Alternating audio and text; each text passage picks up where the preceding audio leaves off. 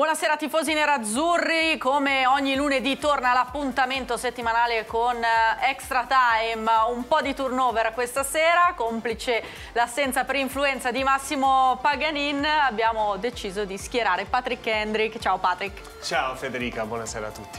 E invece Alberto Santi è sempre con noi. Ciao Alberto, ben ritrovato. Fortunatamente niente influenza, però, meno male. Meno male. Salutiamo Massimo, ci starà guardando, l'abbiamo comunque sentito, ci ha detto anche la sua, avremo modo insomma di analizzare chiaramente la partita e buonasera a tutti. Partiamo Alberto con la heatmap di Lautaro Martinez per capire che tipo di partita ha giocato il Toro. Sì, è molto interessante vedere la heatmap di Lautaro e poi la confronteremo con quella di Mauro Icardi.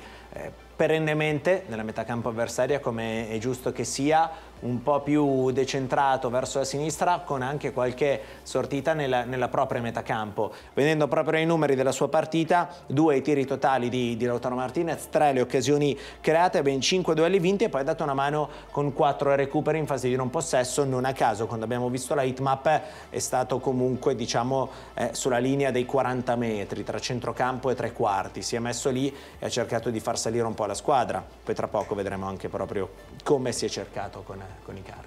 Tu come li hai visti, Patrick? Io li ho visti abbastanza bene, anche nel senso che sappiamo che c'è tanta complicità anche al di fuori del campo. È normale che ci siano anche queste aspettative importanti per quanto riguarda Lautaro Martinez. La storia dell'Inter con gli attaccanti argentini ci dice questo, e poi è normale che quando uno come Lautaro si presenta con un gol al volo al Wanda Metropolitano contro l'Atletico Madrid durante la fase di preparazione, è normale che poi ci siano grandi aspettative e che lo vogliono vedere subito anche da titolare. È normale che l'Inter ha fatto molto bene negli ultimi anni, soprattutto l'anno scorso con questo 4-2-3-1 con Icardi, che è stato capace di segnare 29 gol.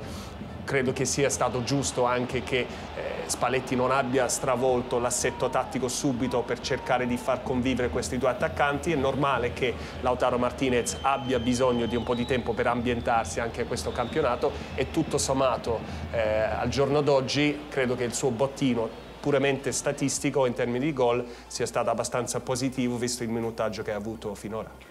Andiamo a vedere anche i video Opta proprio dedicati ai giocatori. Sì, è interessante vedere proprio come si siano cercati a lungo Lautaro e Mauro Icardi, insomma hanno cercato di dialogare, si sono anche aiutati in attacco, cioè spesso uno attaccava la profondità, poi lo faceva l'altro. Diciamo che uno dei temi più caldi, Patrick, nell'ultimo periodo è stato proprio quello di un Mauro Icardi che gioca di più con la squadra, di uno che viene spesso a cercare il pallone. Diciamo che queste due azioni sono abbastanza esemplificative, cioè tutte e due le volte arriva Lautaro a prendersi il pallone e Mauro attacca la profondità. Qua sponda di Icardi verso Lautaro che apre il gioco, cioè tutte e due molto, molto coinvolti. È chiaro che poi in allenamento, cioè anche quando fai un colpo di tacco del genere vuol dire che gliela vuoi passare, che hai voglia di costruire qualcosa con il tuo compagno di reparto. Quindi la base c'è, ma perché proprio presi individualmente sono due giocatori molto molto forti, nessuno discute il talento né di uno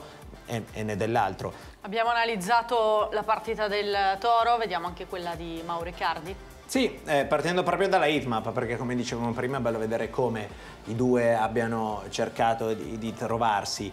Abbiamo visto un Lautaro Martinez, diciamo che la macchia blu era più estesa, mentre qui abbiamo più zone toccate, un po' perché Mauro aiuta tanto anche in fase difensiva, soprattutto sulle palle inattive, quello inevitabilmente va tenuto conto in questa heatmap. Però se abbiamo visto Lautaro Martinez più spostato sul centro-sinistra, qua invece vediamo un Mauro Icardi sempre centrale, però tendenzialmente un po' più sul centro-destra. In che senso? Nel senso in cui la zona blu più calda, più evidente, è un po' più spostata sul centro-destra, quindi era chiaro da quel punto di vista come l'attacco, almeno lo è chiaro adesso anche vedendolo, di come Icardi centrodestra, Lautaro centrosinistra nella coppia a due. Poi è chiaro che si possono scambiare. È tutto anche per questa puntata di Extra Time, che come sempre tornerà settimana prossima, lunedì in prima serata. Grazie Patrick. Grazie a voi.